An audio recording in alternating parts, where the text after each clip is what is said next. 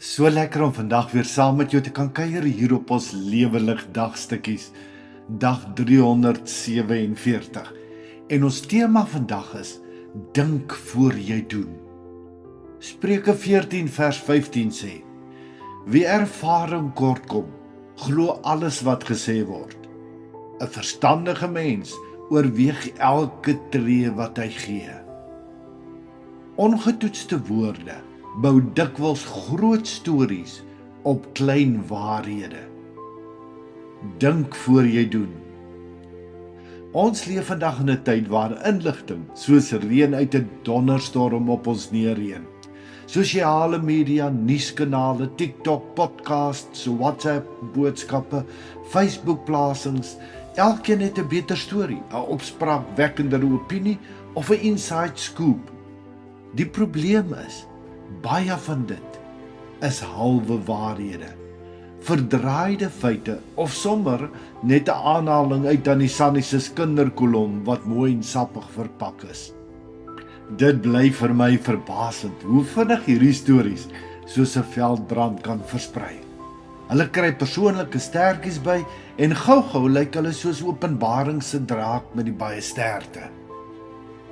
Die hartseer deel, die oorspronklike waarheid, lê iewers onder 'n berg van aannames en halwe waarhede begrawe. Ons het groot geword in 'n tyd waar daar duidelik vir ons gemaak verstaan is: as 'n gesagspersoon dit sê, dan is dit waar.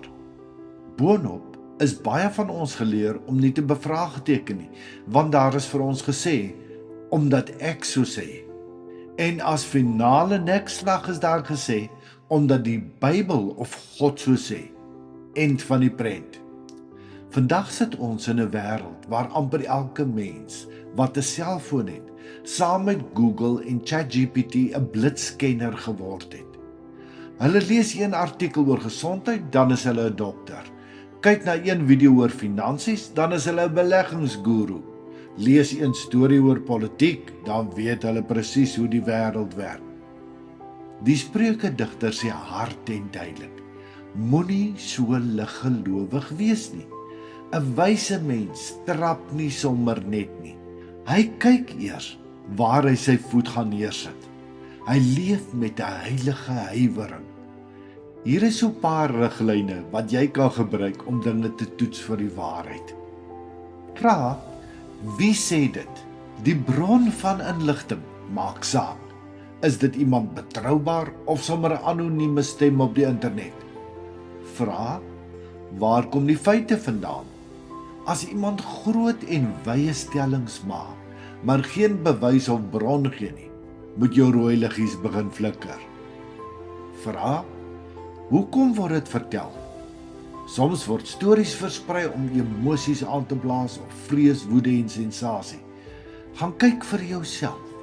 Soek dieselfde storie op 'n paar goeie webwerwe soos News24, BBC of selfs fact-checker plekke soos Africa Check. Baie keer is daar gif in die soetkoek wat ons gevoer word. Wag 'n bietjie voordat jy reageer. Moenie impulsief reageer nie. Toets dit aan God se waarheid. God se woord bring altyd lig, waarheid en wysheid. As iets verdeeldheid, haat of onnodige drama saai, moet mens versigtig wees. Gebruik jou gesonde verstand. As iets te dramaties of te goed klink om waar te wees, word die knippie sout 'n paar opgehoopte lepels sout. En onthou, nie elke storie wat vinnig hardloop, dra skoene van waarheid nie. Iets om oor na te dink. Hoekom dink jy eet ons so maklik dinge vir soetkoek op? Wat dink jy kan ons doen om dinge te toets voordat ons op loop gaan daarmee? Hoe gaan jy vandag begin om eers die waarheid agter die bil se kap te soek?